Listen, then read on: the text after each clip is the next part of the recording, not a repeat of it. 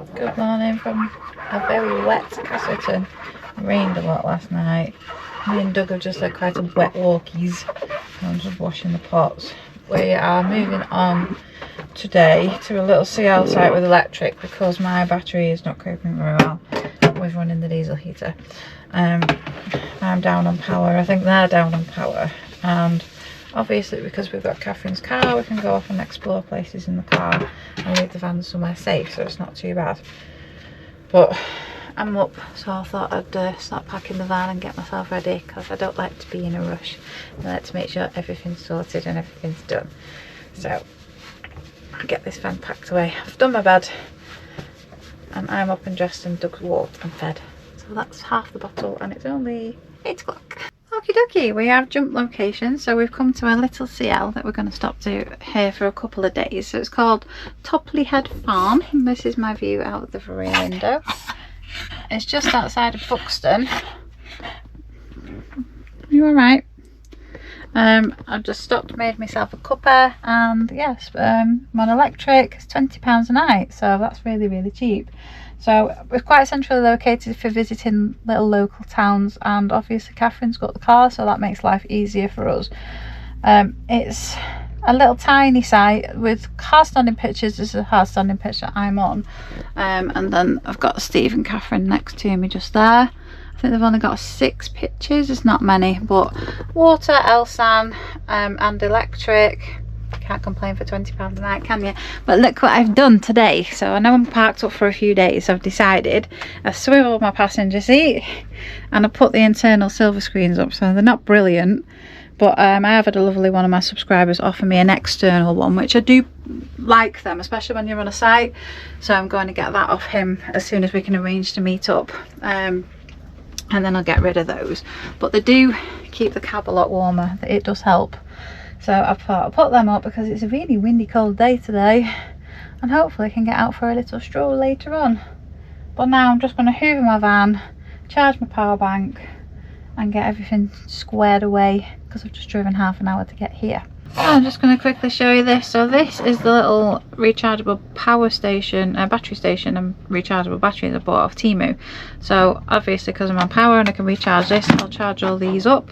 But it's quite clever. It's got a little light above each one to show you how much power's in it, and then obviously they can go into my fairy lights and I don't have to buy normal batteries, which is not very good for the environment, let's face it.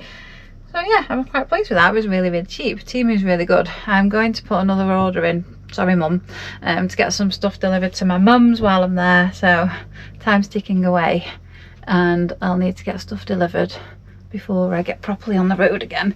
I don't know if I told you yesterday, but he's booked in for his rabies jab while I'm with my mum, so that's good. That time can be ticking while I go up to Scotland and get the caravan sorted. Oh yeah, they've lent me their heater, so obviously I don't have to run through my diesel while I'm on electric, because the diesel heater was on a lot over the last couple of days. It was quite cold in Castleton. It's quite warm in here today. I don't know if they're making a difference. They do, but look, it keeps falling down. It's quite annoying. I've decided to have a bit of a sort out. So that drawer unit that was in there wasn't working. So I put the power banks in there.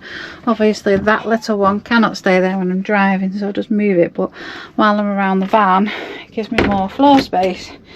I've managed to rehome all the cleaning stuff from Muck Junkie underneath the seat. So that box has gone. So I've got more space here. Got to arrange to get that starter motor resent back to them, and another one purchased that actually fits the van. The battery light did come back on again, so I'm wondering if it's an alternator issue, because that's what one of my lovely subscribers advised. So I don't know, that's what it probably could be. It's going into the garage anyway next week, so I might just ask him to have a look. There is an alternator belt at the back there that I've just found, so I might just ask him to put another one on and have a quick look at it for me while he's already got all the belts off. But yeah, I'm slowly getting there with my bits and pieces, but then obviously going to need another rearrange by the time I get back to the caravan and get my rest of my stuff. We'll just have to see. I've been having a little tidy up in the van. I've cut that down because obviously I don't need all of those shoe holder things. Got rid of that curtain because I'm not going to be getting any flies in the van over the winter. And now I think we're going to go out to Magpie Mine. I've never been before. I know Steve and Catherine have been. So we'll go and have a look what that's all about. It's rather windy outside, so I apologise in advance for the wind noise, but I don't have the money to be getting microphones and things at the moment, so it just is what it is. It seems to have calmed down a little bit, but it is supposed to pee down a little bit. So we need to get out there before it does, otherwise we're going to get soaked. Obviously we'll not leave this on while the van is unattended. It's warmed up quite nicely in here. I'll just give him a little blanket, so we're not going to be out for hours and hours. It's only 10 minutes up the road. You'll be okay, won't you, little man? You're going to be a good boys on your own. Yeah, you are. It's a bit windy up here. Well, that's where I'm going, Magpie Mine. I've never been here before, so I'm relying on these two to guide me. 10 minutes from the campsite. Yeah, 10-minute drive, not far, but I wouldn't have done it in my van. It were like that, and like twisty turny. Steve just said I look like I'm going up a mountain because I'm wearing my boots, but for a mountain. it's muddy and cold and wintry. It is. Let's go and have a look at this mine. I'm here. So, this is one of the last remaining lead mines in Derbyshire, it was, and it's probably one of the best examples in the local area that's been preserved. You can still see all the stuff outside of how they brought the lead up. I'm going to go and have a look. I do apologise for the wind noise, but obviously I don't have external microphones on this camera.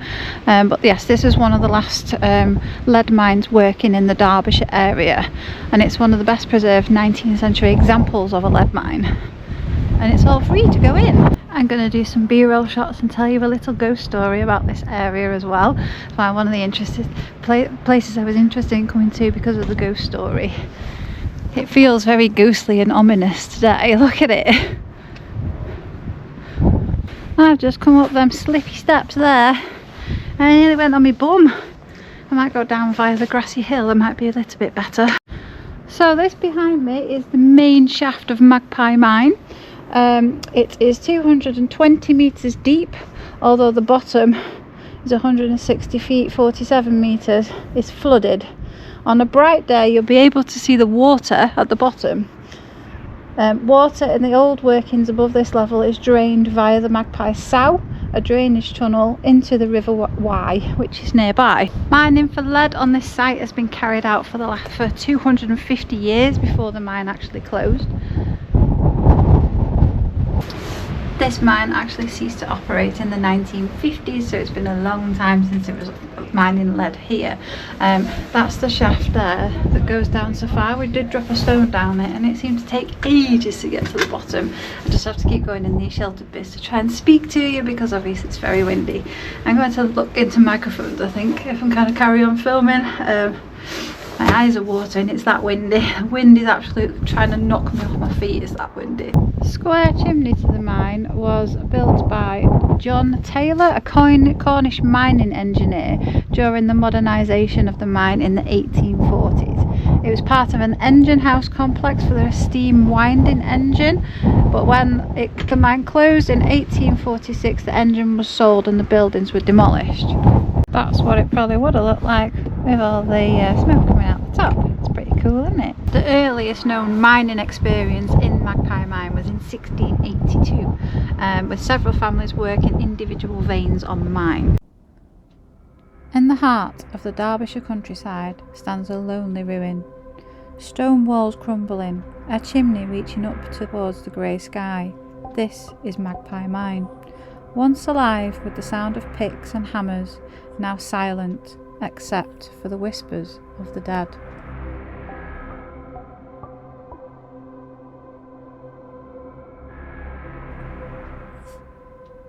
The year was 1833.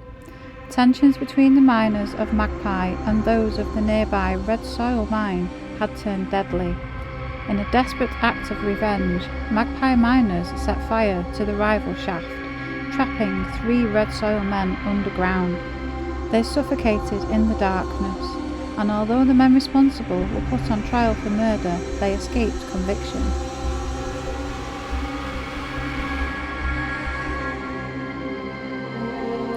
But not everyone believed justice had been done. The wives of the dead miners gathered at the entrance of Magpie Mine. Their grief turned to fury, and there, among the ashes, they spoke a curse.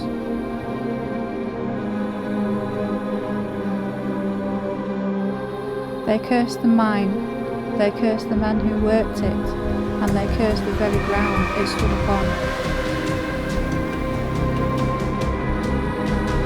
From that day forward, Magpie Mine was doomed. Disaster followed disaster, collapses, floods, and failed ventures. No matter how often the new owners tried to reopen it, the mine refused to yield its fortune. By 1958, it closed for good, leaving only ruin and legend.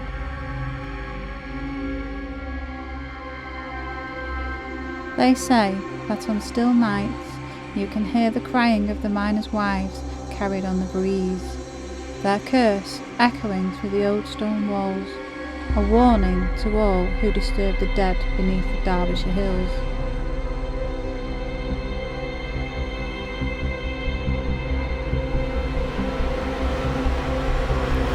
Some say the Magpie Mine never stopped taking lives.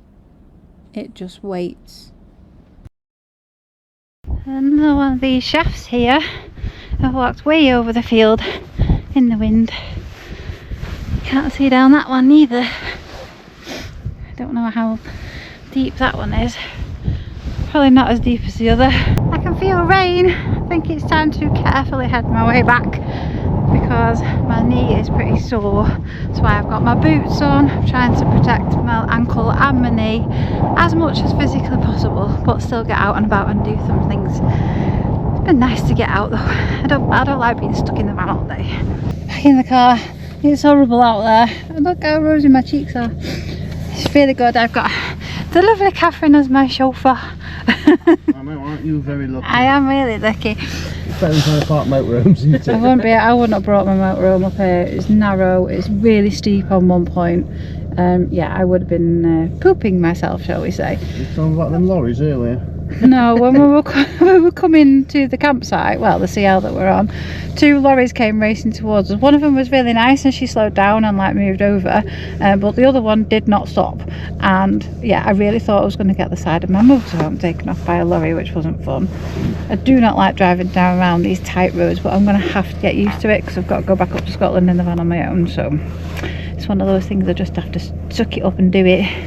Going back to the van, get myself a nice cup of tea, but just realised I'm out of water, so I'm going to have to go back out and get water from the tap. And I'm not stopping out in this wind anymore because it's freezing.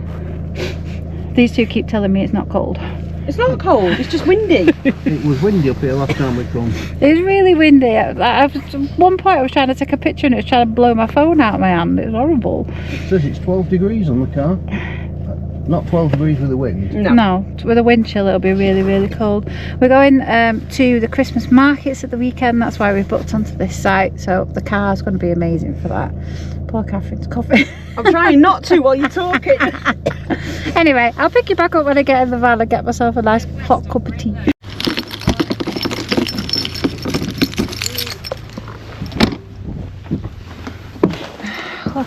Home sweet home, away from the wind. Hello you, are you cold? Should we put that back on? That's the one problem with having boots, and if I don't have this swivel seat, so obviously once it's swiveled I can sit in and undo my boots, but if it's not I have to take them off in the porch area here because obviously I haven't got rugs down yet and the carpet is cream, and I've been on a really muddy walk. It's quite muddy at that mine. Yes, it's a bit one of them things. It's better when I've got the swivel seat out, but I don't really see much point if I'm only stopping somewhere for one night to faff around with the front of the van. As you can see, the silver screen is not lasting very well. It's not doing good, so I don't think they're a good idea. It's not really keeping the heat in very well, is it? These are my really good boots that I bought when I was in Scotland, and yeah, they are amazing, but I am still breaking them in, so I'm just doing short walks wearing them at the moment, but probably won't need them if I'm going to Spain. I will do while I'm still in the UK though, and I'm walking around because obviously I like walking. We're now in the winter officially, so definitely need to start wearing my boots a bit more. Walking shoes are not Gore-Tex, they're not waterproof, these are. And my feet are nice and dry. And I've got my cozy socks on, so I'm thinking, get the kettle on. I might put my pyjama bottoms on because it looks awful out there today. Look at it. I just don't want to be outside. I wanted a brew. I'm out of water. I'm gonna have to go and get some. Hopefully it doesn't rain while I go to the bottom of the field and get my water. I made Steve a brew when we got here.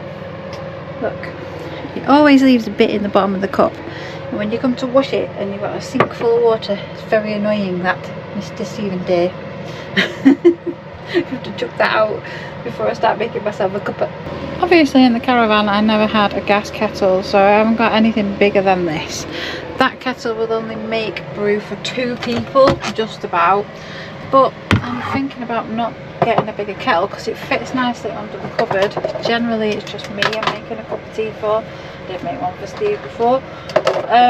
But yeah, I don't think I really need a bigger one, to be honest. That Temu one, that little Temu set, I've lived off in the van for ages. Obviously the pans match the kettle, and it was probably about 15 quid to buy. Really cheap, it all folds into each other. It's brilliant. For those of you who haven't seen it, I'll just get them out and show you how small it all folds. It's really, really good. I used to use it in the van every time I went away.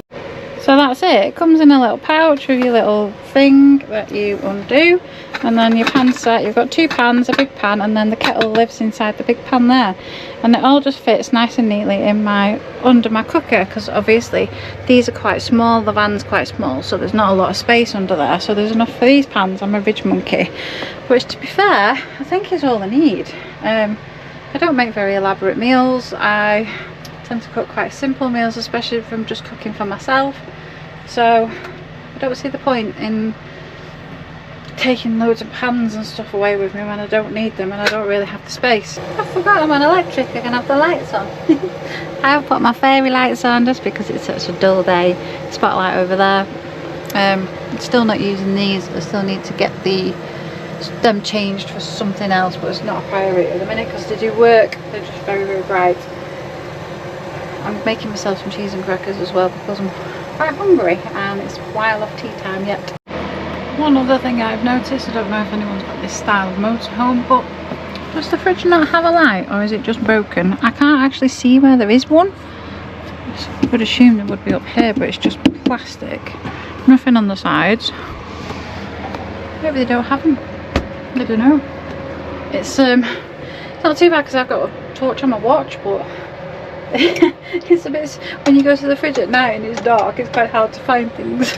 We have cheese and crackers and a cup of tea, not the most conventional, but never mind. I am a little bit hungry, so I'm going to sit and enjoy these with my little boy. You want some cheese and crackers? Of course you do. Food eating, feel better now. The lovely Gail contacted me, who I bought this motorhome off, and said that it had a receipt in there for the timing belt. Now I did find one, but it's from 2017, so some of the information in these vans are a little bit, some say one thing, some say another. It was generally between 6 and 10 years, so I might as well get it done, because it's only 2 years off 10 years, and if it's 6 years it is doing. So for my own peace of mind, it's getting done, and then I know it's been done. I'm obviously hoping to have this van for a long time, so I want to look after it and make sure that it's right.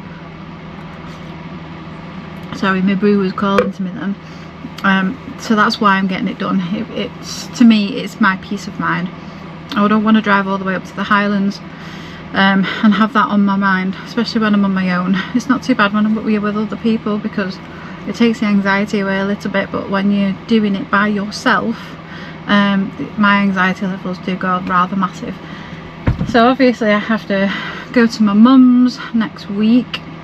I'll be doing that on my own, and then after that I'm off up to the Highlands on my own, so I am going to have to get used to it and deal with it, but yeah, that's why I'm having the belts done and everything like that. Now I found underneath here an alternator belt, so I'm wondering if this battery issue has been a thing for a while. I'm going to speak to my mechanic and just say, whilst he's got all the belts off under the engine, just to do it, just, you know, put the belt on for me, and just my own peace of mind, make sure the alternator is right. Because I'm going to be driving a long way in this van, all the way to Spain and possibly down to Portugal, maybe. So it needs to be good.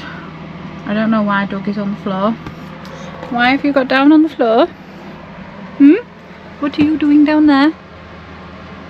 Another thing I've just noticed on this van, because I was plugging in that little fan heater, all the plug sockets are high up. So one's up there in the corner, I've got two up there, and there's kind of none on the floor.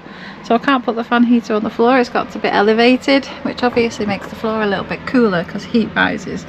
I didn't even notice that until, because I've only got short cables on the little fan heaters, haven't they? So yeah, I was like, where am I supposed to plug this in? But the sink countertop obviously is with this fan, which is, you don't often find that with old vans, but our old van didn't have one. So it's still there, so it's ideal to put things like that on top of. I'm just going to find out what's wrong with him, because I think he might need to go to the toilet. Do you need to go out? He didn't need a wee, he was just being a pain. I think it's going to be very dark and very quiet on this little site, because there's nothing here but sheep. It's really peaceful. Catherine's obviously had to park her car behind my van because I've got space on my pitch behind me, because Daisy is very short. Not that much actually, longer than Gladys, which is good. So I'm just going to chill out for this afternoon. I'm probably going to put my pyjamas on because I'm not planning on going anywhere. There is no toilet facilities or anything on this site, it's all in your own van. I've got Elsan water, wastewater, but yeah, it's just a farm. It's a working farm, Topley Head Farm, that's where we are. So we're hoping to spend a few nights here, maybe until we go and do the Bakewell Christmas markets on Saturday. Give us a little bit of a base. We've obviously got Catherine's car, luckily, to travel around in, and I'm so lucky that these two are still sticking with me despite everything. I'm just a nightmare. But they're so good. Steve's been so good fixing everything for me, bless him. I don't know if that leak is sorted. It seemed damp under the sink this morning, so I'm going to pull everything out, maybe put a sheet down, use it and see if it does get wet. If it's getting wet, then obviously the leak is not sorted, or it could be coming from elsewhere. The fortunate thing is it's only going into the shower tray, which is sealed, so I'm going to get some clear sealant and get that resealed just in case, because obviously I do not want any damp in this van. But we had a lot of rain yesterday and I can't see anything coming in the cupboards, anything coming in anywhere. It seemed to be really good with regards to damp. Steve damp tested it when we went to go and see it, and it's dry. It's a really dry van, which is good. Hopefully she should last me for a long time, so long as I look after her and look after the engine. Well, I'm just sat chilling. I've got a couple of thank yous. So buy me a coffee. I've got Martin, thank you so much Martin, it's really kind, and Diane Gresham, thank you so much my lovely. Super thanks, I've got Dean Roper again, thank you, you are too kind to keep sending me these and I really do appreciate it, Dean.